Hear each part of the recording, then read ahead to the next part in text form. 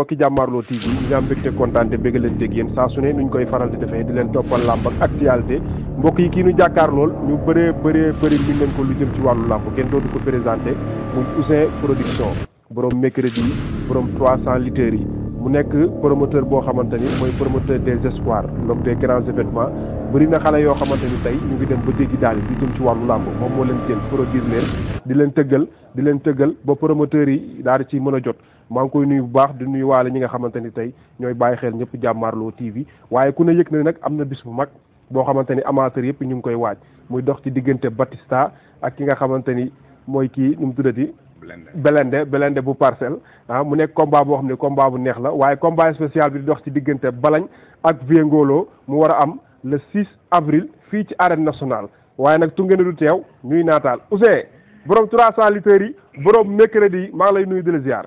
Ndiaga maa ngi lay fay bu baax di la ziar di nuyu waa Jàmmaarloo TV yëpp di nuyu axlu làmb di nuyu monte internet yëpp maa ngi leen di nuyu di leen ziar di leen wax déwénati leen baal leen ñu àq yal nañu yàlla boole baal ci weer bu seetlu bi nga xamante ni ci la ñu nekk muy weeru koor. lépp lu ñu ci jaamu suñu borom yàlla ñu ko yàlla nangul di nuyu képp koo xamante ne yaa ngi may seetaan ci Jàmmaarloo TV. di leen ziar. mais Ouzin borom mercredi waaye nag yaa ngi dëgmal bis boo xam ne yaakaar naa bisu dimanche lay tombeel muy doon le 6 avril diggante Belende ak ki nga xamante ni mooy Batista waaye Viengolo ak Balagne. combat boobu boog préparation beeg wàccaa bi fu mu toll.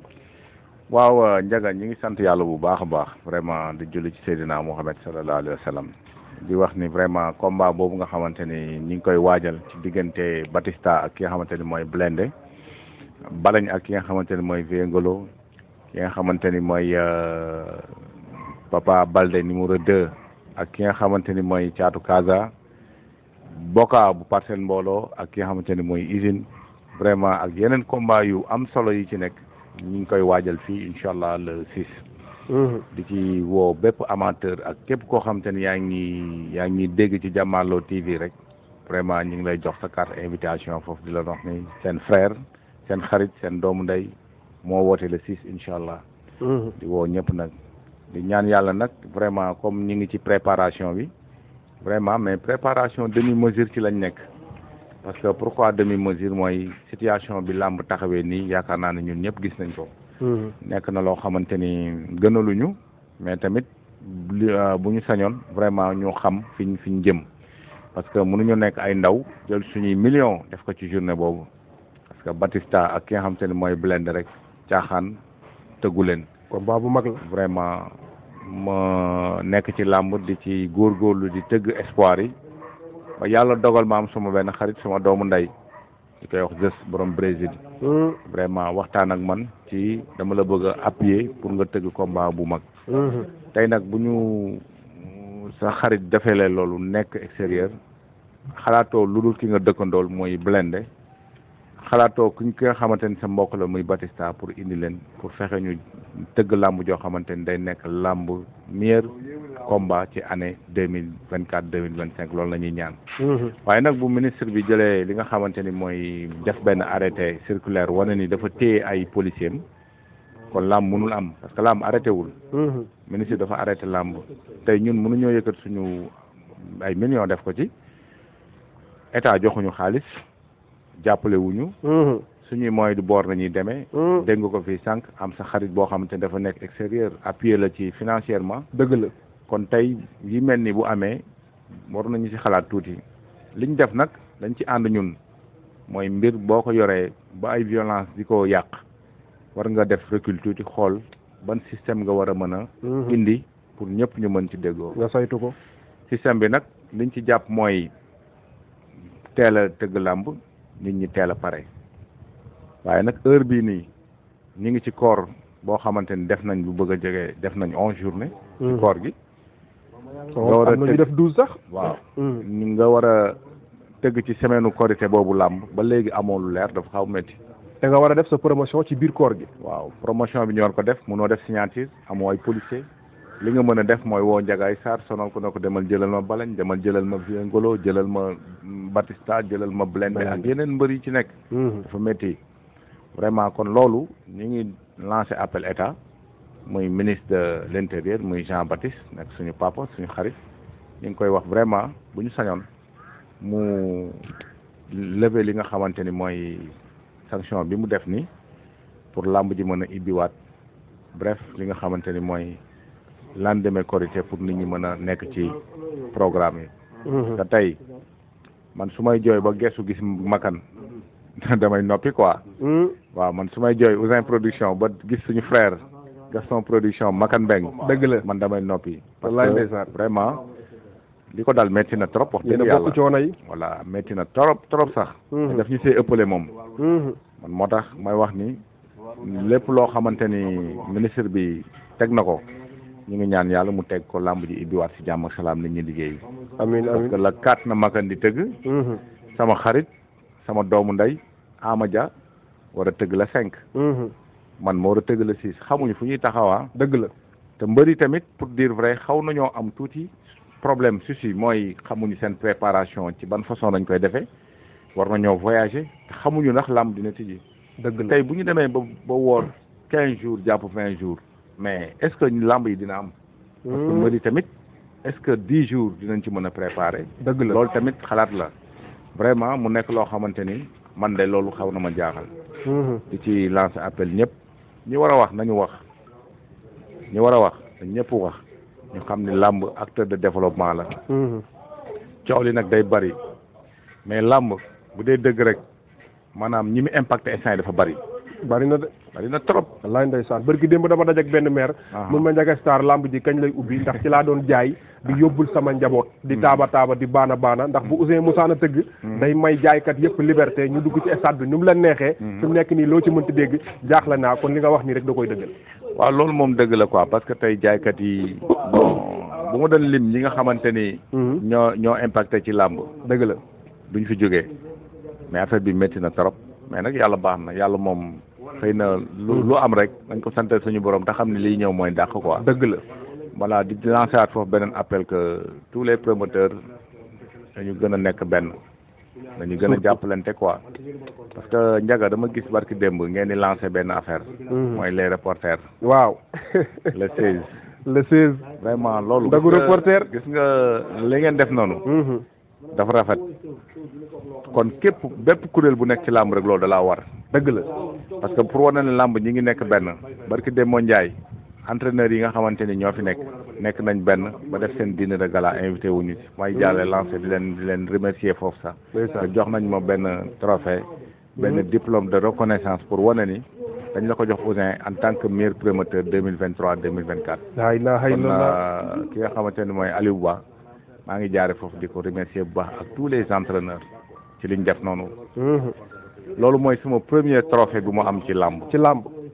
maanaam di liggéey ci làmb ba nit xool ma ne ma lii man maa la ko décoré.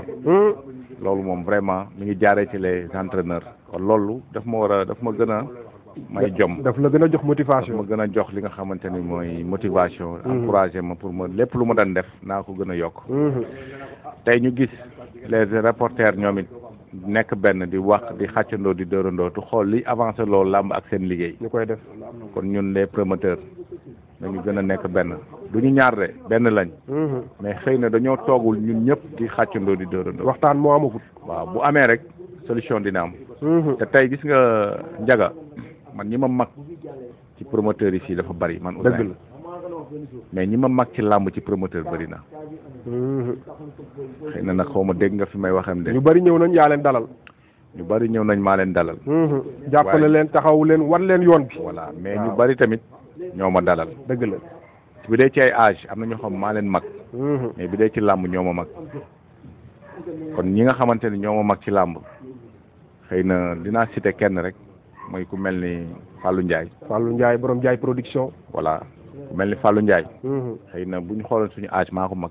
dëgg la mais moom moo mag ci làmb. ndeysaan du sama moroom foofu dañuy ñaan yàlla gën ko suturaal. ndax moom it le 13 jàmbaar bi mu doon ci làmb. dëgg la beneen bi jamaïcain sama xarit la te sama mag ci làmb la. kon ñooñu noonu tey seen kaddu dafa am fu mu mën a yóbbu promoteurs yi tey ku mel ni Abdoulaye Ndiaye. li mu coiffé ci ay promoteur bëri na. dëgg la mais seeni kàddu dafa am fu muy yóbbu promoteurs yi nañu dajale promoteurs yi ñu bokk benn. mais bi problème bi amee boobu ba léegi waxtaan amagul si yéen promoteurs yi. bon waxtaan am na parce que vraiment fa nañ jaare di remercier Malick sax woo nañu réunion. bi ñu woowee promoteurs yëpp toog ñu génnee xalaat maanaam xool réforme yi lan nañ mën a defaraat ba làmb mën a teel a commencé teel a jeex. ñu waxtaan ci nan nañuy def ba làmb ji commencé 16h30 jeex 19h wala 18h30 promoteurs yëpp d'accord mais avant que Malick di woote ñun war nañoo mën a am kuréel boo xamante ni fa nañuy waxtaanee suñu biir. benn groupe WhatsApp. waaw parce que tey gis nga làmb ku xew la ñëppay ñëw nekk benn. dëgg la. muy safaan di bànneex mais kon tey li ñu bokk ni te mënuñu ko séddoo dañ ko boole def ko benn. ñu xool li nga xam te ne mooy intérêt promoteur bi parce que promoteur bu gisee boppam ci làmb. làmb dina yokk ay jéego yu bëree bëri. day mën a def. gis nga tey Bamba Milano mi ngi nii toog. bu ko neexoon Italie nay fanaani. borom la 12. bu ko neexoon Italie nay fanaani. mais dafa jël alalam investir ko ci biir làmb. dëgg la. te tey ñi ngi nii tey làmb ji xamaguñu fu ñu jëm. kon intérêt yooyu yëpp bu ñu ko boolee mën nañu toog xool liy jëmale làmb kanam. te ñun promoteurs yi rek bu ñu toogee ci benn jotaay ñu xool intérêt làmb liñ bëgg dina am. kon vraiment loolu war nañ ci mën a bàyyi xel bu baax man nag ma interpellé mën naa sax ñett rek moo leen waxee. tey suba ne Abdoulaat ne Fallou Ndiaye ne Jamaïcain. gis nga ñi ci des. yóbbaale nga ñëpp. non ñi ci des sax ñoom amuñu problème boobu. parce que ñooñ tey seen kàddu dafa am fu muy yóbbu làmb. dëgg la. xam nga tey benn Ousin bu toogoon ne damay woo promoteur yëpp. amaana ñenn ñi mën nañoo ñëw ñenn ñi mën nañoo bañ a jàpp woote bi dara. mais ñooñu ma tudd noonu am na lu ñuy woote ci làmb ku ñu woo nga ñëw. tey bu ñuy wax léegi maanaam bu ñuy wax grand promoteurs yi nga xam te ne ñooy tëgg événement yi mag yi. kenn du ci génne Aziz Ndiaye. déedéet. kenn du ci génne Makan. kenn du ci génne Alburax. kenn du ci génne. jàmbaar dëgg la. te tey ñooñu noonu ma tudd noonu pourtant fu Fallou yëkkati woon seen téléphone woo leen lu ñu jàpp nañ ko bàyyi ñëw. dëgg la. kon bu ñu nekkee benn rek yàlla mën na dimbali làmb mën na am ay jéego yoo xamante ni. beneen bi ci des mooy ñu gën a sensibiliser acteurs yu supporters yi. supporters yi. dama am benn remarque bu ma def barki démb bi petit tegee fii 10 millions yi. waaw. public bi dañoo toog ba 22h et quelque. wallaay ndeysaan. làmb ji jeex ñëpp génn. àndaat ñibbi ci jàmm. xam nga loolu tey. làmb war na mën a. maanaam làmb lutte avec frappe war na mën a am loolu. wala lu ko raw sax. Bamba Milano tëgg ba pare. supporters yi kaf ree après àndandoo ndànk dem ñibbi. àndandoo promoteurs yi. benn violence bañ a am. wallaay dëgg la. parce que ñun da ngay di nga tëgg làmb nga pare ci làmb ji ñu ne mort am na ñu la dégâts matériel am na. ak leneen ak leneen. mais rafetul. kenn rafetlu ko. kon làmb loolu rek mooy di nga xamante ni diñ ci te ñi koy def bokkuñu ci làmb quoi. wallaay ndeysaan. bokkuñu ci làmb. ñooy dem ci nawetaan yi. voilà ñooy dem fépp. ñu foofu ñuy dem noonu nag vraiment war na mën a jeex waxuma sax ñu ko ne ci nawetaan mais surtout làmb waruñu fee teg seen tànk làmb foo ak reere sport la ak culture. ku daanu ruus boo sangoo mu jeex. parce que Demba Ndiaye Ama Baldé fi nañ ko daan toog nañ ay fan kenn gisu ko. wallaay démb na fi ñëw ak motoom. taf ree tàppanteeg nit ñi jeex na sport la woon. ñu ngi koy fàtte ne ci leneen. ñi koy ñaanal dañ naan ko yàlla nga amaat combat te daan. ndeysaan waaw dafa bokk ci après jeex na quoi. sport la daal xam nga. bu ko ñëpp xamee noonu rek yàlla mën na def li ñu soxla mu mën a sotti quoi. kon loolu daal bokk na li nga xamante ni man bëggoon naa ko jàllale. ci Jàmmaarloo TV bi nga xamante ni lu fi waaye wax àdduna dégg la. li tax loolu nag mooy nit li nga liggéey dara li ngay liggéey li la koy may mooy nit ki ci xolom na ko yàlla di fayee ci loolu. dëgg la. parce que tey Ndiagay Sarr bu amee Jàmmaarloo TV ñëpp di sawar a jël Ndiaga mais parce que sa xol la. yéen ci jàppale ak sa yéene. ndeysaan dëgg la. man nag li may ñaanal toujours rek yàlla nga dund ma am sa télé boobu. waaw amiin amiin waay. yàlla mën na ko de. wallaay ndeysaan. parce que gëm-gëm la rek. dëgg la te nit ñi yéene nañ la ko. dëgg la. parce que ni nga li nga yéene nit ñi loolu nan la nit ñi di delloo. dëgg la. yàlla mi nga xamante ni mooy may yàlla xam na ni dina la ko may. wallaay amiin waay. di la ñaanal bu baax a baax. vraiment comme moo damay ñëw. dëgg la. parce que seetaanoo ma benn yoon quoi. dëgg la. vraiment di la gën a maat bu baax a baax a baax. ndeysaan. di jox rendez-vous daal. ak lu làmb yëpp. la ilaha illallah. cey le 6 avril. le 6. li may wax nag wax naa sànq ba tudd promoteur yi. promoteur surtout Amadia mii kii. Amadia. kii moom nee na du ma takk barrière am quoi. nee na doo takk barrière yi. sama doomu ndey la quoi. xam nga loolu nag c'est que daa am fu mu waxee sàggam bay xuloo ndeke dégguma fi mu waxee quoi. ndeysaan. mais moom dafa am ay barrières yu ndaw ak ay barrières yu mag. barrières yu ndaw yi laa daan jël mi ne ma barrières yi doo ko takk. waaw ndeke moom yi mag yi na bëgg a indi quoi. bis bee toll foofu. mais nag sant yàlla quoi xam nga ñun benn famille bi lañ. ndeysaan. benn génération lañ quoi. fa laa jaar di ko remercier parce que nit la boo xamante ni xëy na déggoo ma naan ko tuddee naa la fi làmb. tuddeewu ma ko làmb pour kii. pour dara koy delloo njukkal. delloo njukkal mooy ama bon man su ma tëggee daaw journée yi ma am yëpp da cee jàpp. ndeysaan. ci temps ci xaalisam. ci démarche bi. ci dem ci Katarina sponsoring bi xam nga maanaam di ko wax chaque jour fexeel di jàppale Ouzin. ndeysaan gis nga ñun tey li ñu def daaw ak ba li ñu def ren ba li ñuy def nii wallahi njaga suñ ko mënee grâce à Katarina. jërëjëf ndeysaan Katarina. man chaque jour moo xoo. mooy sponsor leaderu làmb. wallahi grâce à Katarina fa laa jaaree ne di wax waa làmb chaque jour. produit Katarina bi. muy king bi ak Tampico bi. man de moom laay consommé Kër Masar. mais boo ko ndogoo sax beneen affaire la. te boo su ma ñëwee borom bikit bi jaay ma café bi king café. waaw king café. mun ma njëkkee Sarr loo gis ci café gi ba di ko. mais Tampico bi boo demee bay waaj a salaatu nga naan ci kaas. dëgg la non doo xiif. doo xiif kon loolu beneen affaire la. waaw vraiment di ko gërëma Katarina mu nekk suñu jigéen di ko vraiment di ko ñaanal. di ko ñaanal parce que gis nga li muy def ci làmb. wallahi li muy def nii dañ koy ñaanal yàlla fay ko xolam quoi. bu ko neexoon mu ne la Ouzin ñaari làmb ngay tëgg laa la mën a sponsoriser. promoteur bu ne mu defal la ñaar. te foofu na doole mën a mais deful loolu de. ku ñëw mu jàpp ko néew dina si jàpp. kon ji seex la. mi ngi noonu quoi di ko waxaat rek. le 6. wallahi mu nekk journée bu mag journée bu ñëpp di xaar. ñu ngi ko ci xaar bu baax a baax. vraiment ci li nga xamante ne mooy sponsoring bi. ak yeneen sponsor yi actuellement nga si jot a liggéeyal. bon bii nag dama waxtaan ko Père Babou dama adressé carrément Aziz Ndiaye.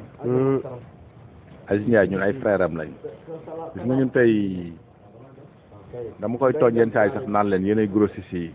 dëgg la ñun ñooy détails yi te loolu na yàlla dogal. waaw Aziz li ko yàlla may dañ ko koy gën a ñaanal. dañ koy gën a ñaanal yàlla gën ko suturaal. gën ko yokk mën-mën yi. parce que tamit. amul ci làmb rek daal di toog quoi. vraiment mi ngi koy delluwaat ci biir làmb. mais beneen bi ñu koy demandé rek mooy ñun ay frères am lañ te ay jeunes promoteurs lañ mu gëstuñu quoi. parce que tamit ñun ku ñu jàppale li ñuy jàppale ci làmb na jëmaat Aziz mënu tëgg ñëpp mi ngi jéem nag mi ngi jéem wax dëgg yàlla lu mu mën mu ngi koy def.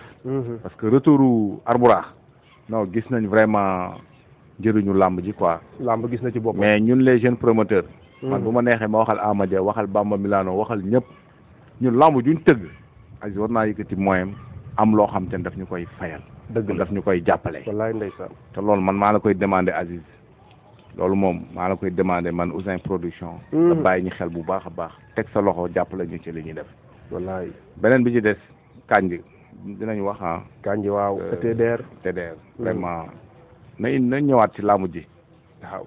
dañ ñëwaat gën a sóobu li mu daan def bu ko bàyyi wallaay voilà làmb nag moom moo baaxoo loo xamante ni moom mi ngi noonu daal dëgg la mais na xam ne ay frère am ñoo fi nekk man bu ma gisee Kandji maanaam casquette bi mu yoree làmb bu jotee mu sol blouson nekk ci organisation bi dëgg la ko xam ne bëgg rek moo ko yóbbee lii amour la kon loolu vraiment ñu ngi ko si ñaan di ko wax nag vraiment ñu ngi koy bàyyi xel bu baax a baax di ko tàllaat loxo mu jàppale ñu di wax ñëpp daal vraiment waxtaan bi neex na. non macha allah mais nag nañu gën a. message bu am solo la. waaw moo tax ma bàyyi la sax ngay xaabaabal dama bëgg a dugal question lu bari parce que li nga wax dafa am solo.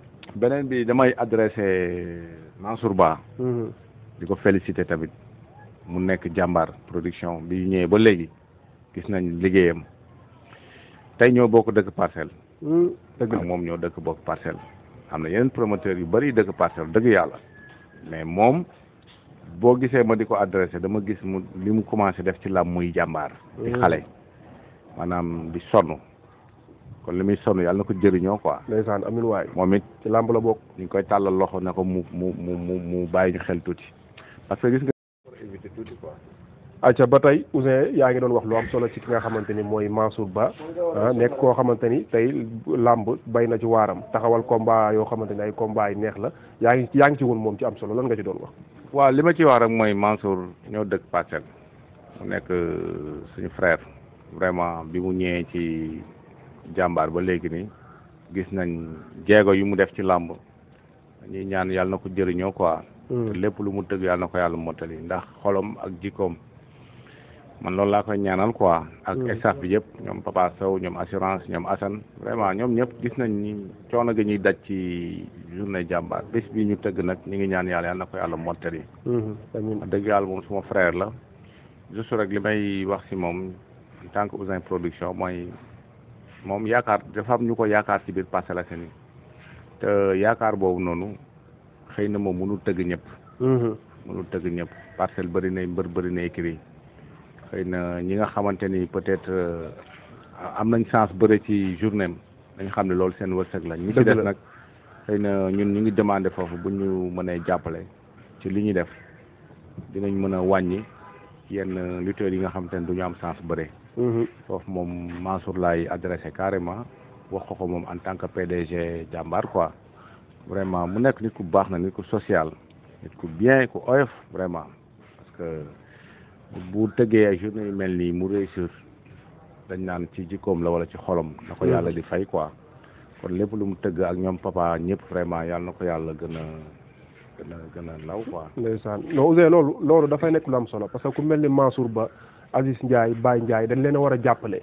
yéen promoteurs yi nga xamante ni yéenay génne révélation bu bees bi ba tax ñoom ñu mën cee jot dafa nekk loo xam ne demande sociale la ndax li ngeen di daj ci làmb ñu wax ko ñu ñàkk ko wax dafa nekk lu metti da ngeen di tëgg mbër yoo xam ne du leen apporter dara. tey ku mel ne Aziz Ndiaye seeni journée dafa war a ñëw sponsoriser ko.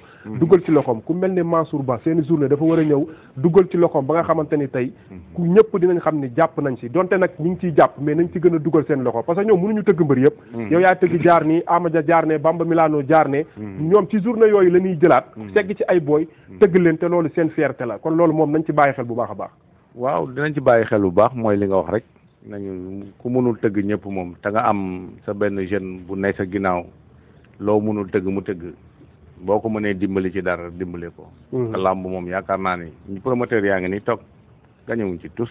wallaay dara gañewuñ ko ci neexut a wax nag. parce que dëgg la damaa perte ba pare tey tëgg rek. day tëggaat ko gëm keroog Bamba Milano ne ma njagay saa pour ma bàyyi tëgg làmb ne ko déet maa weñaar loxoom ne ko faaw nga des ci parce que xale yi yaa leen di génne. non moom du bàyyi. Bamba moom du bàyyi bu naree bàyyi tamit ñun ñoo ciy téye quoi. dëgg la bi mu ñëwee ci làmb ji ba léegi gis nañ maanaam effort yi mu def. phénomène yi génn. xam nga li ma wax sànq ci kawam rek. mooy nit koo xamante ni yow bu la neexee léegi nga fanaani Italie. wallaay dëgg la. xam nga mu bàyyi loolu yëpp ñëw di sacrifier mais waxuma sax ay ñoom Aziz. wala ñoom jàmbaar. wala Makan état moo ñu war a dimbali ñun. état moo ñu war a dimbali. war di subventionner promoteurs yi. tey ministre bi lii mu téye sax ay policiers am. dëgg la bu xoolee ba pare ba changé réforme ba pare ñun les jeunes promoteurs mu subventionné ñu service d'ordre. dëgg la. na ngeen dootoo leen ko fay. gratuitement. stade bi dañu ko war a subventionné. wallaay loolu mooy encouragé ndaw. buy liggéey ci réew. loolu mooy yoon mais tey gis nga ñun amuñu sponsor. ba pare yow lépp sa poche koy génne. yaay def lépp. dafa métti. pare organisation waaw. bëgg la rek mais di ñaan yàlla tamit yàlla nañ ci yàlla gën a dimbali rek ba ñu am li ñu soxla daal. ba ñu mën ko bokk ak yéen tamit. mais borom Brésil loo koy wax. non borom Brésil Zeus. waaw. non kooku kenn la ci mën quoi xam nga moom laa sànq ci commencement bi. dëgg la ba tey Zeus. bu amoo nga am sa copain vraiment mu nekk di tëgg làmb nga di ko suivre ba jékki-jékki nga woo ko téléphone. waxtaan ak moom ne ko damaa bëgg nga tëgg làmb ju ëpp lii. ndeysaan. bi ma ko waxee dama ne ko man aw moom moyens yi tëgg loolu. dëgg la. mu ne ma bu ko ragal. ak jamono ji ni mu mel bu ragal loolu Ouzin damaa bëgg nga tëgg Blindé ñu démarchel Batista. la ilaha illallah. combat boobu ku ma ko wax amul ku ma ko waxul te ku ne ma combat bu neex la. te ci moom la jóge. ci moom la jóge. Blindé laaj ay moyens. ñu fay ko Batista laaj ay moyens ñu fay ko. ki la defal loolu ci làmb jafe na ay saa yi nii. dëgg la. di ñaan yàlla nag yàlla nañ ci réussir ak jàmm. nit ku baax la amin waay. parce que man li may ñaan rek liñ ci dugal ci alalam. yàlla na làmb ji jeex ma génnee ko na ko ni ngi nii. waaw surtout loolu parce que du luñ la may quoi. gis nga nit bu ne la tëggal. day ñaan yàlla mu réussir. dëgg ba lam ca def ma yëkkati na ko am. bu sañoon sax yow yaay demal sa bopp kenn du la taxaw. waaw wax na ma ko mi ngi may gëmloo beneen combat bu gën a mag bii. waaw maa ko ne nañ xaar rek. ay ministre sport. na tekki buum bi xam nga pour wan la yéeneem rek. combat bi jeexagul sax mu ne ma Ouzin bëgg naa nga démarrer diw. ma ne ko bi ma ko waxee sama fit bi dafa dem quoi ma ne ko jàmbaar dañ bàyyi ba génn ci. yow ministre intérieur bu nga déggee yow yaramam war naa daw. voilà ma ne ko dañ bàyyi ba génn ci biir rek après ñu xool leneen quoi. vraiment dama koy remercier di ko ñaanal yàlla.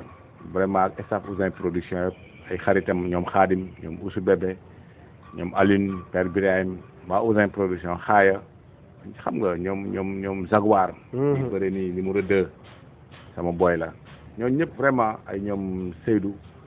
xam nga ñoom Ndiak ñëpp daal bu ma limee damay juum ñoom Baye Abou muy staff Ouzin production ñooñu dañuy ñaan yàlla daal yàlla ñu fi yàlla yóbbu ak jàmm ba lépp ba kenn ku ci nekk li tax nga nekk ci Ouzin production nga gis ko man loolu laay ñaan. ndeysaan gis nga kii Ndiaga. man benn ñaan laay ñaan ci làmb su ma naree am ci làmb te bokkuma ko ak ñi ma ko sonnandool bi yàlla bu ma ko am. waaw loolu de say wax la. rawatina yéen ñi nga xamante ni tey fu ne ngeen may ko di ma dékk micro lii yombul. dëgg la kaay nga wax ñu jël sa kàddu ñu tasaare ko ci àdduna bi. yàlla naa dund ba am lu ma leen fayee. amiin waaye sa kàddu njëriñ la ci réew mi. wallaahi te njëriñ dañ ko war di partager Ouzin. maa ngi koy ñaan nag yàlla quoi. amiin waaye Ouzin production. di leen sant. ndeysaan di nuyu sama jigéen bi rek. jërëjëf nee na taal. ndeysaan waaw. waaw kooku moom mënu ma nekk kenn du ma dékk micro te nuyu ma ko. non loolu farata la. xam nga bu weeru koor musaan yegg si fii rek heure bi mi ngi préparé laylatul xadri. ndeysaan maa ngi koy ñaanal bu baax nen ne vraiment yal na ko yàlla suturaal. amiin sama lépp la wax dëgg fa yàlla. ndeysaan waaw da nga am kóllëre. non moom moo am kóllëre rek. nen na taal moom mu koy ñaanal yàlla rek. ndeysaan ak sama wéeruwaay ba Moustapha Mbengue. Moustapha Mbengue borom union régionale mutuelle de santé de Dakar xam nga chaque jour moo ko seen plateau yi. dëgg la waaw booy na suñu nopp de man de mosuma ko gis waaye turam maa ngi koy dégg rek. man dama doon tàggatoo mais gis nga tey. Ndiaga dama bëgg loolu ngeen di ko yaatal quoi. waaw xam nga Ndiaga tey. Mbengue Mbora xam nga tey. maa ngi gis ñaari mbër léegi nii rek. ñi ngi génn ci réseaux sociaux naan na leen làmb taxaw. muy Big Diop ak ki nga xamante ni mooy Douglas waaw. nit ñi nañ dem wuti ci mutuelle de santé yi. nañ dem jënd carte mutuelle de santé yi nekk ci gox-goxaat yi. mooy dëgg. wallahi ku ko ci jënd ku ne ba ndogal dal la feebar. wallaahi boo yoree carte bi dem ci hôpital yi ci ngay xam njëriñam. muy CMI yomb na. wallaahi ndeysaan. loolu nañ ko nit ñi dem defi. man buñ ma tàllee micro moo xam. grâce à Moustapha Mbengue nag. sama grand la sama lépp la.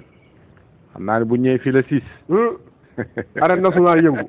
hey Moustapha Mbengue. yàlla ñu yàlla defal jàmm. Mbengue Mbora. waaw li ñu woo ci weeru koor bi liñ ci jotoo. amiin waay Ouzin kontaan nañ bu baax yàlla nañ ko war ak jàmm ak salaam. amiin bu baax a baax. amiin di gërëm ñëpp di sant ñëpp. amiin jërëjëf. en tout cas jërëjëf message bi am na solo ministre intérieur ministre sport ak ba ci président.